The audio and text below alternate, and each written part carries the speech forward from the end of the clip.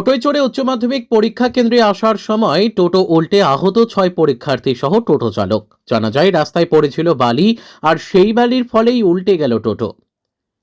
ইতিমধ্যে সকলেই হাসপাতালে চিকিৎসাধীন। এদের মধ্যে গুরুতর জখম 2 পরীক্ষার্থী।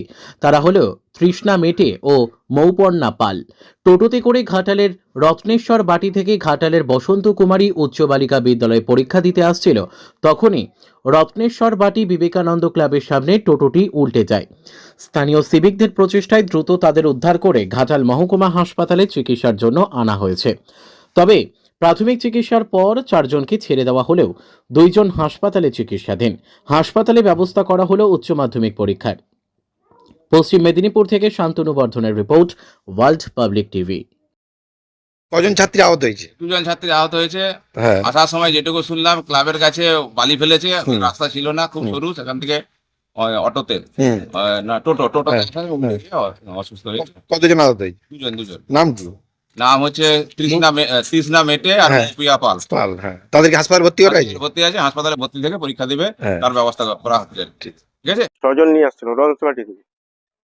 আস্তে আস্তে রাস্তায় বালি ফেলা ছিল বিবেকানন্দ ক্লাবের সামনে। ওই বালিতে যখনই গাড়িটা উঠেছে, গাড়িটা কাত হয়ে শুয়ে পড়েছে। না, 2 জন আহত হয়েছে। কতজন ছিল টোটোতে? 6 জন ছিল। বাকি সবাই মাধ্যমিক পরীক্ষা কেন্দ্রে হ্যাঁ পৌঁছে হ্যাঁ, গেছে? ওখানে পৌঁছে দিয়েছি। আপনার কোথায় লেগেছে? আমার হাতে লেগেছে আর হাঁটুতে একটু লেগেছে। আপনার নাম? দীপক সিংহ রায়।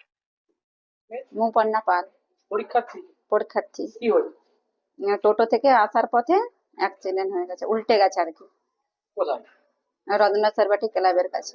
কজন ছিল? 6 জন। 6 জনই আহত হয়েছে? না, 6 জন নয়, 2 জন। কোথায় কোথায় লেগেছে? আমার মেয়ের মাথাতে আর তার হাতে প্লাস্টার করতে হয়েছে। এখন কোথায় আছেন? হাসপাতালে ভর্তি। পরীক্ষা কি তাহলে হবে? হ্যাঁ, হবে। কিভাবে জানতে পারছেন যে পরীক্ষা হবে? স্যারেদের মাধ্যমে জানা গেছে।